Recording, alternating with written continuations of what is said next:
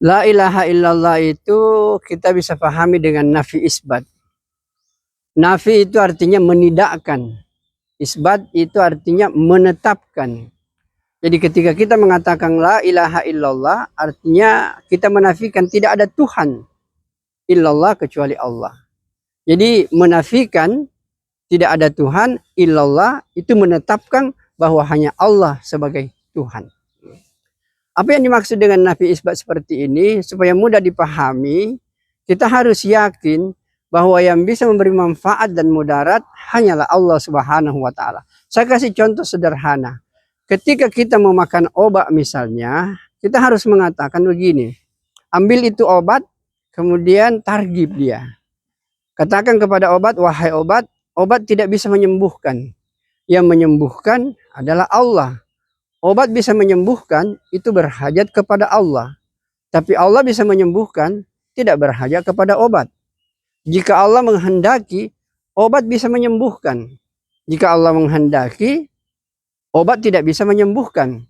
Jika Allah menghendaki, tanpa obat pun Allah bisa menyembuhkan. La ilaha illallah. Kita ambil contoh yang lain. Misalnya dalam peristiwa Nabi Ibrahim alaihissalam. Kita harus mengatakan bahwa api tidak bisa membakar. Yang membakar adalah Allah Subhanahu wa Ta'ala. Api bisa membakar itu berhajat kepada Allah. Tapi Allah bisa membakar tidak berhajat kepada api. Jika Allah menghendaki, api bisa membakar. Jika Allah menghendaki, api tidak bisa membakar. Jika Allah menghendaki, tanpa api pun Allah bisa membakar. La ilaha illallah. Kita ambil contoh yang lain. Dalam kisah Nabi Nuh alaihi salam, kita bisa melihat bahwa air tidak bisa menenggelamkan. Yang menenggelamkan adalah Allah. Api bisa menenggelamkan, berhajat kepada Allah. Tapi air maksud saya bisa menenggelamkan, berhajat kepada Allah. Tapi Allah bisa menenggelamkan, tidak berhajat kepada air. Jika Allah menghendaki, air bisa menenggelamkan. Jika Allah menghendaki, air tidak bisa menenggelamkan. Jika Allah menghendaki, tanpa air pun Allah bisa menenggelamkan. Inilah maksud la ilaha illallah. Tapi ada yang lebih spesifik lagi. Kisahnya Nabi Musa alaihi salam. Waktu Nabi Musa diburu, itu kan ada lautan di depannya. Maka kita harus yakin bahwa air tidak bisa menenggelamkan. Yang menenggelamkan adalah Allah. Air bisa menenggelamkan, itu berhajat kepada Allah.